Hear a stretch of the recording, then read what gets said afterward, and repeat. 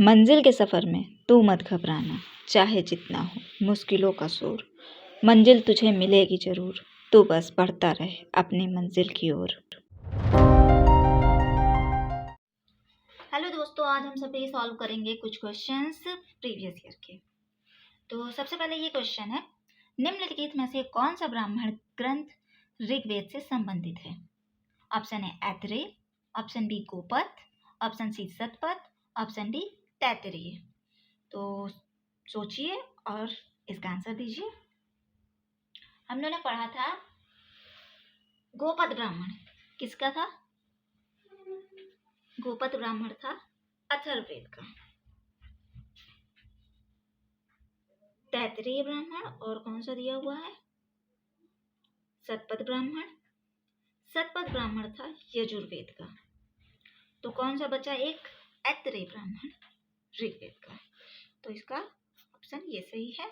आते हैं, बात करते हैं ब्राह्मण ग्रंथ यज्ञों और उनके अनुष्ठान के विधि विधानों के संबंध में जानकारी देते हैं।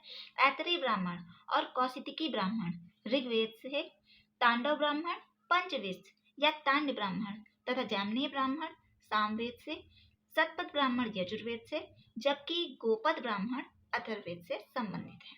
गोपद ब्राह्मण संबंधित है यजुर्वेद, ऋग्वेद, अथर्ववेद, सामवेद। तो अभी हम लोगों ने जाना कि गोपद ब्राह्मण किससे संबंधित था? अथर्ववेद से। नेक्स्ट क्वेश्चन है, गोत्र शब्द का सर्वप्रथम प्रयोग हुआ था। ऑप्शन ए अथर्ववेद, ऋग्वेद, सामवेद या फिर यजुर्वेद। तो इसका आंसर होगा बी। हम लोगों ने पढ़ा था गोत्र शब्द ऋग्वेद में उल्लेख हुआ है। गोत्र शब्द का सर्वप्रथम उल्लेख ऋग्वेद में हुआ है। गोत्र शब्द का मूल अर्थ है गोष्ठ अथवा वह स्थान जहाँ समूचे कुल का गोधन पाला जाता था। गोत्र शब्द का सर्वप्रथम उल्लेख ऋग्वेद में हुआ है। गोत्र शब्द का मूल अर्थ है गोष्ठ अर्थात वह स्थान जहाँ समूचे कुल का गोधन पाला जाता था। ओके। वैदिक आर्यों का धर्म प्रमुखता था।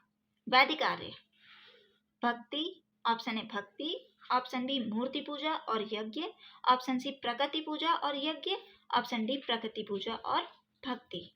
तो हम लोगों ने क्या पढ़ा था कि ऋग्वेद में हमने देखा था पूजा होती है और यजुर्वेद से पता चल रहा था यज्ञों का है।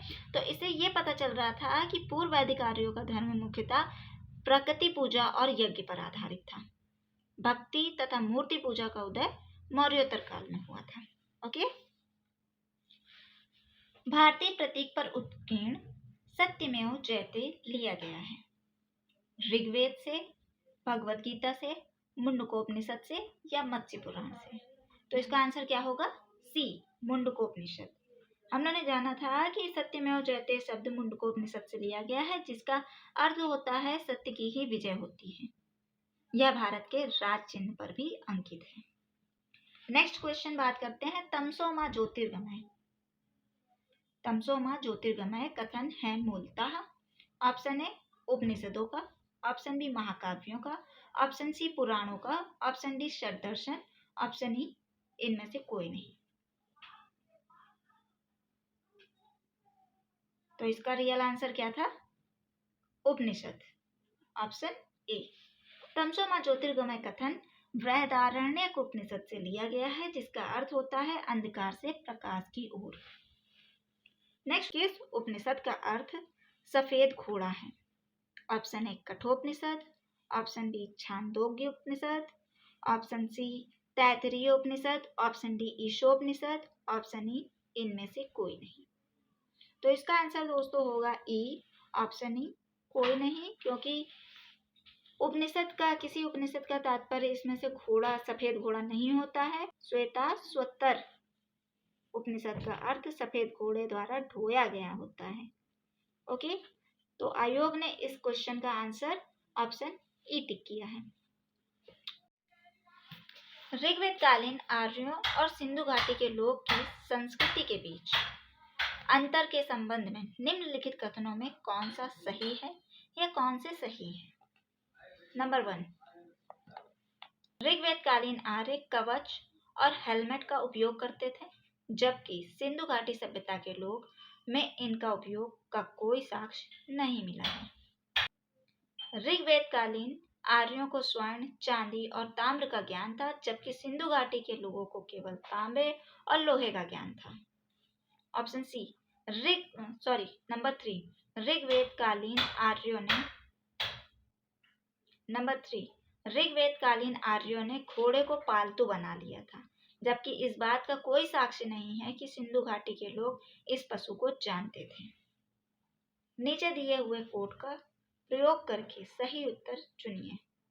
ऑप्शन ए केवल 1, ऑप्शन बी केवल 1 और 2, ऑप्शन सी केवल 1 और 3, ऑप्शन डी 1, 2 और 3। तो दोस्तों हम लोगों ने जाना था कि सिंधु घाटी सभ्यता में घोड़े का कोई साक्ष्य नहीं मिला है। दूसरी बात, हमें वहां से लोहे का भी कोई साक्ष्य नहीं मिला है। कांसे की मूर्ति मिली है लेकिन लोहे का कोई साक्ष्य नहीं मिला है। और कांसा किससे बनता है? 2 अलग अलग धातुओं से बनता है जिसमें लोहा नहीं होता है। ठीक है, तो ये भी बात गलत हो गई, मतलब कि सिंधु घाटी के लोग इस पशु को जानते थे, ये गलत हो गया क्वेश्चन। नेक्स्ट, आर्य को सोना, चांदी, तांबे का ज्ञान था, सिंधु घाटी के लोगों को सिर्फ तांबे और लोहे का ज्ञान था। तो लोहे का कहीं साक्ष्य नहीं मिला है, मतलब ये भी गलत हो गया। अब देखते हैं 1 का, तो हमारे में आंसर में कौन सा सही हो जाएगा? केवल 1।